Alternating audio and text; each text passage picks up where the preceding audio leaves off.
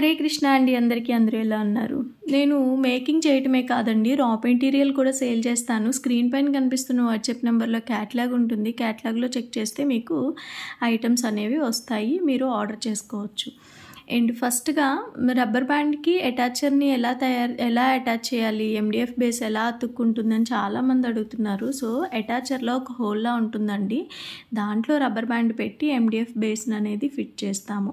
So ఇలా వీడియోలో చూపించిన విధంగా చేసుకోండి. అలాగే దీనికి నేను క్లిప్ కూడా పెడతాను. ఎందుకు క్లిప్పు అంటే కొంచెం ఫాస్ట్గా డ్రై అవుతుంది, బాగా అతుక్కుంటుంది అని చెప్పి నేను అలా పెడతాను అనమాట.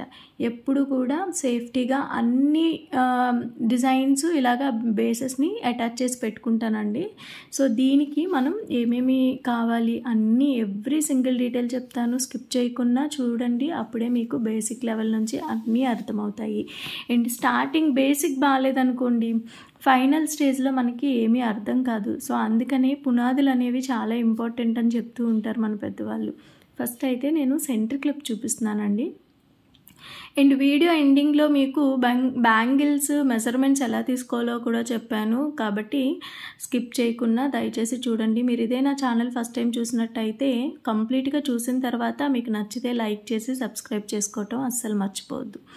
ఫస్ట్ హాఫ్ మూన్స్ అన్నీ 1 by 1 ఇలా లైన్గా పెట్టుకుంటున్నానండి. ఇలా పెట్టుకోవటం వల్ల మనకి బేస్ అడ్జస్ట్మెంట్ అనేది తెలుస్తుంది. అంటే ఇప్పుడు ఇంతవరకే వచ్చాయనుకోండి, ఇంకో హాఫ్ మూన్ ఫిట్ అవ్వలేదనుకోండి, కొంచెం దగ్గర చేసుకోవటం, ఇలాంటి అడ్జస్ట్మెంట్స్ చేస్తాము. నేను తీసుకున్నదైతే మీడియం సైజ్ సెంటర్ క్లిప్ కాబట్టి దీనిపైన మనకి ఎగ్జాక్ట్గా 5 లోటస్లు అనేవి వస్తాయి. సో మొదటగా మిడిల్లో 8K అనేది స్ట్రైట్గా పెట్టుకుంటున్నాను. ఎగ్జాక్ట్గా అబ్జర్వ్ చేయండి, మనకి 5 మాత్రం వస్తున్నాయి హాఫ్ మూన్స్. అదే స్మాల్కి అనుకోండి 4 వస్తాయి. లార్జ్కి అంతగా ఐడియా లేదు, మేబీ 6 రావచ్చు, అండ్ 6.5 కూడా రావచ్చు. ఇప్పుడు మనం స్ట్రైట్గా పెట్టుకున్నాం కదా, రిమైనింగ్ కుందన్స్ని ప్లేస్ చేసేటప్పుడు కొంచెం క్రాస్గా అంటే స్లాంటింగ్గా పెడతాము. ఇంకొక బేసిక్ ఇది ఏంటంటే, హాఫ్ మూన్కి మనకి మధ్యలో చూసారా హోల్ లాగా వచ్చింది కదా, ఏదైతే కర్వ్ ఉందో ఆ కర్వ్ లోపల ఇంకో హాఫ్ మూన్ పెట్టుకోవాలి. బట్ స్ట్రైట్గా కాదు, కొంచెం స్లాంటింగ్గా పెట్టాలి, అంటే కొంచెం క్రాస్గా పెట్టాలన్నమాట. ఈ రకంగా పెట్టడం వల్ల లోటస్ డిజైన్ చాలా బాగా వస్తుంది. అంటే లీవ్స్ ఉంటాయి కదండి, ఇప్పుడు 8K ఈజ్ లైక్ లీఫ్ అనమాట. ఆ లీఫ్ మనకి ఒకదాని మీద ఒకటి పడిపోకుండా సైడ్కి వస్తే ఎంత అందంగా ఉంటుంది. మీరు లోటస్ని అబ్జర్వ్ చేసినా మీకు ఈజీగా తెలిసిపోతుంది. సో నేనైతే ఇక్కడ కొంచెం గ్లూ తక్కువ వేసాను. వేసిన తర్వాత కొంచెం క్యామ్ ఆపి బయటికి వెళ్ళాల్సి వచ్చింది. సో అటు నుండి వచ్చేసరికి కొంచెం డ్రై అయిందనమాట. సో అందుకని మళ్ళీ తక్కువ గ్లూ అయిందని చెప్పి అగైన్ మళ్ళీ గ్లూ అప్లై చేసి నేను డిజైన్ అనేది కంటిన్యూ చేశాను. అండ్ ఇక్కడ వచ్చేసరికి మనకి అబ్జర్వ్ చేయండి, ఫస్ట్ అతుక్కోలేదు, ఇప్పుడు గ్లూ వేసిన తర్వాత మళ్ళీ అతుక్కుంటున్నాయి ఈజీగా.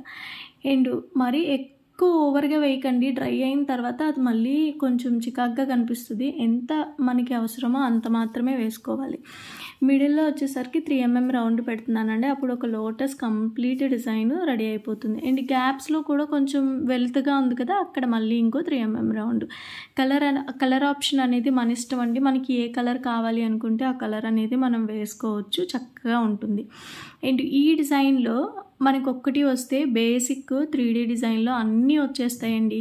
అన్నీ ఆల్మోస్ట్ ఇలానే ఉంటాయి 3D డిజైన్స్. నేను ముందు క్లాసెస్లో ఇన్ఫామ్ చేస్తాను. అండ్ ఇప్పుడు రబ్బర్ బ్యాండ్ పైన కుందన్స్ ప్లేస్ చేసుకుంటున్నాను. ఈ డిజైన్ మనం ఇంతకుముందు చాలాసార్లు చూపించామండి, కాకపోతే క్లాసెస్ చెప్పినప్పుడు ఈ డిజైన్ నేను చూపించాను వెళ్ళి చూడండి అంటే బాగోదు కదా. సో మీకు అర్థం కావాలి కదా, అందుకని ఈ క్లాసెస్లో మళ్ళీ అగైన్ ఇంక్లూడ్ చేసి చూపిస్తున్నాను. అండ్ ఇప్పుడు రబ్బర్ బ్యాండ్ని మనం ఇప్పుడు 8K అనేది ఎగ్జాక్ట్గా 7% బేస్ మీద ఉండాలి, 30% అనేది బయటకు ఉండాలండి. ఆ 8K ఏదైతే ఉందో అది అప్పుడు పర్ఫెక్ట్గా వస్తుంది. అండ్ మీకు చూపించాను కదా మొదట్లో 2 సెంటర్ క్లిప్పులు, సో అలాగే 2 రబ్బర్ బ్యాండ్స్ కూడా చేశాను. ఫైనల్గా నేను అవి కూడా మీకు యాడ్ చేసి చూపిస్తాను ఎలా ఉన్నాయి ఏంటి అనేది. ఇందులో మనకి కంప్లీట్గా ఫస్ట్ లేయర్ అంతా 8K వేసుకుంటాము, అలాగే సెకండ్ లేయర్ కూడా 8Kనే వేసుకుంటాం. థర్డ్ లేయర్కి వచ్చేసరికి 6K వేస్తామండి, ఎందుకంటే అప్పటికి ఇంకా పెటల్స్ చూస్తే మనకి ఫస్ట్ పెటల్ ఎంత పెద్దగా ఉందో సెకండ్ పెటల్ అలాగే థర్డ్ పెటల్ ఇంకా అలా డిక్రీజ్ అవుతూ వస్తూ ఉంటాయి కదా. సో అలా అనమాట. అండ్ స్టార్టింగ్లోనే ఏమైనా అడ్జస్ట్మెంట్స్ ఉన్నాయి అంటే చేసుకోవాలి, ఎందుకంటే కంప్లీట్గా డ్రై అయిపోయిన తర్వాత మళ్ళీ మనం ఏమీ అడ్జస్ట్ చేయలేము. సో ఇలా బ్యాక్ సైడ్ తిప్పుకొని చూసుకున్నారనుకోండి, ఏదైనా కొంచెం లోపలికి బయటికి ఉంది అనుకుంటే దాన్ని మనం ఈజీగా అడ్జస్ట్ చేసుకోవచ్చు.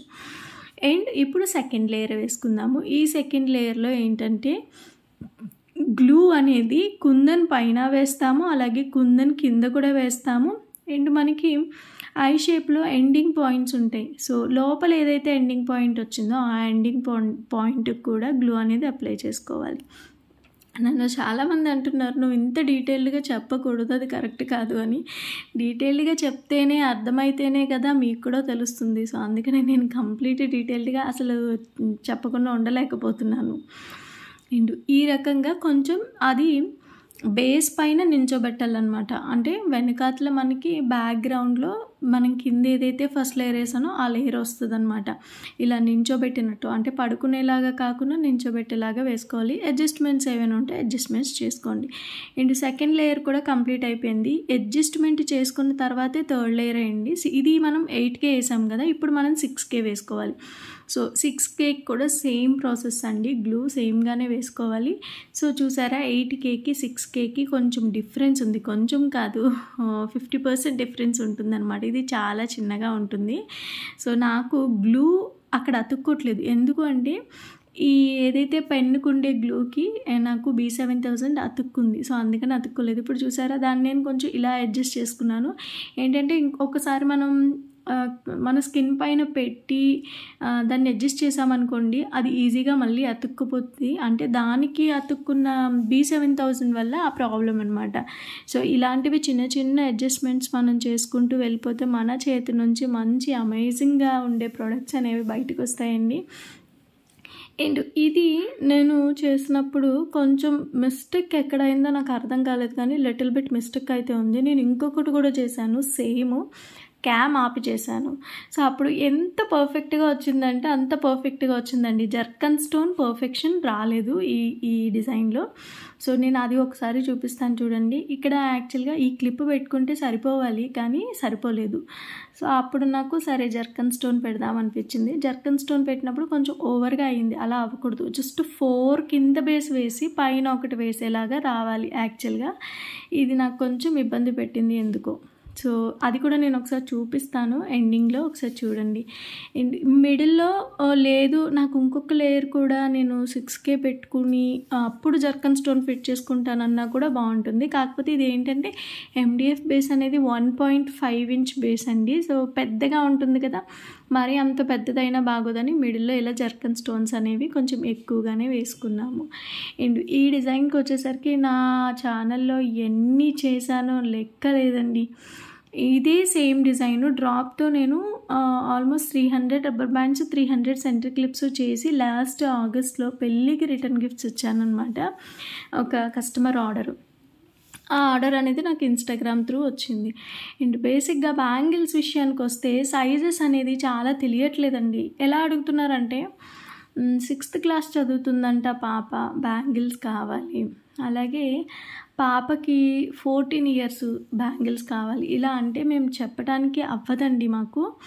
మీకు బ్యాంగిల్స్ ఎగ్జాక్ట్ సైజ్ కావాలి అనుకుంటే మన దగ్గర ఏదో ఒక బేసిక్ బిఫోర్ వాడిన బ్యాంగిల్స్ ఉంటాయి. సో ఆ బిఫోర్ బ్యాంగిల్స్ని చూసుకోవాలి. అందరికీ ఈ హ్యాండ్ ఈ ఫిట్ అనేది ఒకేలా ఉండదు. నాకు జనరల్గా 2.4 పడుతుంది, 2.6 కూడా పడుతుంది. సో కొంతమందికి అదేంటంటే పెద్దగా ఉంటుంది, కొంతమందికి చిన్నగా ఉంటుంది. దాన్ని బట్టి బ్యాంగిల్ బేస్ మనం ఇది చేసుకోవాలి. ఇఫ్ ఇన్ కేస్ మీ దగ్గర ఓల్డ్ బ్యాంగిల్ లేదనుకోండి, నేను ఇప్పుడు చూపించాను కదా, అక్కడే సెంటీమీటర్స్ ఎంత ఉంది అనేది చూసుకొని చెప్తే దాన్ని బట్టి మేము బ్యాంగిల్స్ చెప్తాము. సో ఇది నాకు 210 నుంచి 0.6 వరకు కూడా అన్ని సైజెస్ అవైలబుల్గా ఉన్నాయి. సో చూస్తున్నారు కదా, 2.10, 2.8, 2.6, 2.4, 2.2, ఎల్లో కలర్ వచ్చేసరికి 20, ఇలా కిడ్స్ వరకు అన్నీ ఉంటాయండి. కానీ 2 కట్ 4 కట్ మ్యాచ్ చేయడం అయితేనే కొంచెం కష్టం అవుతుంది, ఎందుకంటే స్టాక్ అనేది ప్రజెంట్ లేదు. ఇది చూసారా ప్లెయిన్ బ్యాంగిల్, ఇది ఒక ప్రైస్ పడుతుంది. మిగతా చూసారా డిజైన్ ఉన్నవి ఎక్కువ పడతాయి, ఎందుకంటే ఆల్మోస్ట్ డిజైన్ ఉన్నవి అలాగే వేసుకుంటారు కాబట్టి దాని ప్రైసింగ్ ఆబ్వియస్లీ పెరిగే ఉంటుంది. సో నేను ఇక్కడ అన్నీ చూపించకుండా బేసిక్వి చూపిస్తున్నాను. 2426 ఈజ్ బేసిక్ కాబట్టి నేను అది చూపిస్తున్నానండి.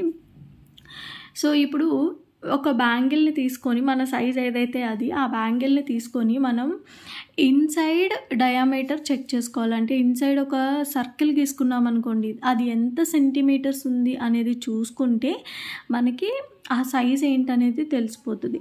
సో మీకు మీ సైజ్ ఏంటో తెలియలేదనుకోండి, ఈ రకంగా మీరు డ్రా చేసి వాళ్ళకి చెప్పండి ఇన్ని సెంటీమీటర్స్ ఉందని. సో బేసిక్గా బ్యాంగిల్స్ చేసే వాళ్ళకి ఒక ఐడియా అనేది వచ్చేస్తుంది అనమాట.